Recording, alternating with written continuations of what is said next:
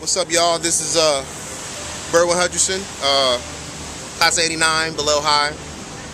Just here to talk about the 80s. I think by far the 80s,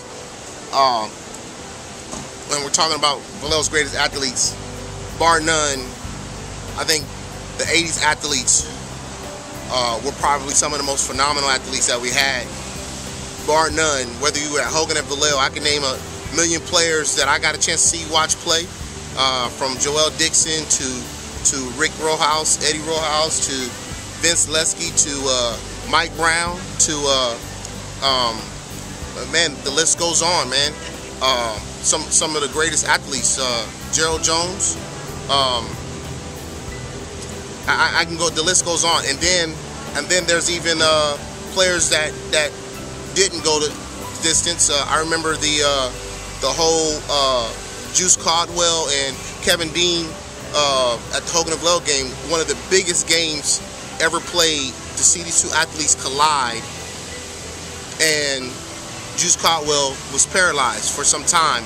It was one of the biggest freak accidents on the field, and that was the time where people played with no type of caution.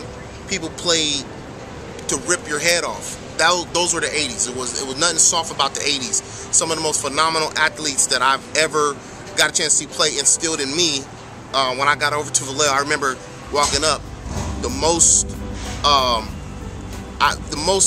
time I stepped on the Vallejo field to go try out for the team, I've never seen so many brothers in one place. It looked like a prison yard. I kid you not.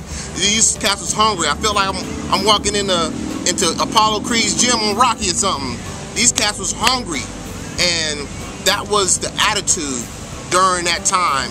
For me, that was 84, 85, and I'm telling you, after my 9th grade year, we lost a lot of athletes. The crack game hit, and that just tore the sports world and the students ripped Vallejo to shreds. Once the crack game hit, a lot of athletes went to the streets selling crack. I can name a million athletes, or not a million, but I can name a lot of athletes that I played with my 9th grade year or watched play through my 7th, 8th grade year, who no longer play sports because of the crack game. They just went straight to the block.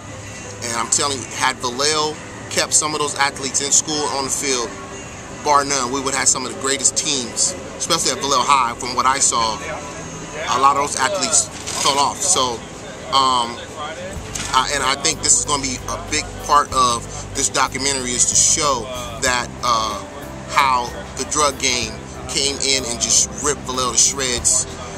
For those of you who will watch the 80s, you will see, bar none, what we were up against, whether go to school or was it going to go hit the block and sell dope and make X amount of dollars. I remember some of my friends coming to school with wads of money like this, wearing those corduroy pants and those boots and those rayon shirts, riding in Falcons, the whole nine, man. It was cracking in the 80s.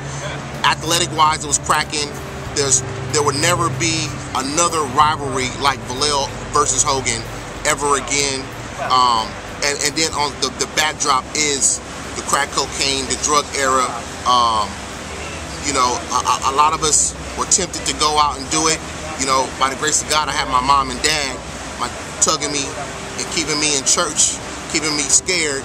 And then there's a lot of my friends who didn't have that parental guidance, who didn't have no one on their back, on their neck, to keep them in school and keep them playing sports. A lot of them will be playing pros right now. I guarantee you, a lot of these players that did not make it out will be in the pros, but they chose to sell the dope. And some fell off in death. You know, you have, for me, I remember Mike Robinson, who was killed. He chose to sell dope, but you know, his time ended early. Somebody like Dito Ford. You know, the streets of Vallejo became a crime magnet. It became a whole big dope track, from the Crest to the South Vallejo to the Hillside to the Ville to Hillcrest to College Park to Locust to the Friendship Apartments. It goes all day, son. It goes all day. East Vallejo was the safest place to live back then. If you moved across the bridge all the way up to the hills of East Vallejo, you was moving to the east side like the Jeffersons. Everyone else was right in the middle of Vallejo. The whole Vallejo back in the 80s was a whole big dope track. You had Super Cop running around. You had, it was crazy. For those of you, and I'm gonna end with this. For those of you who thought you seeing all these great athletes and these great times going on, you missed something when you missed the 80s, bar none. Patchy.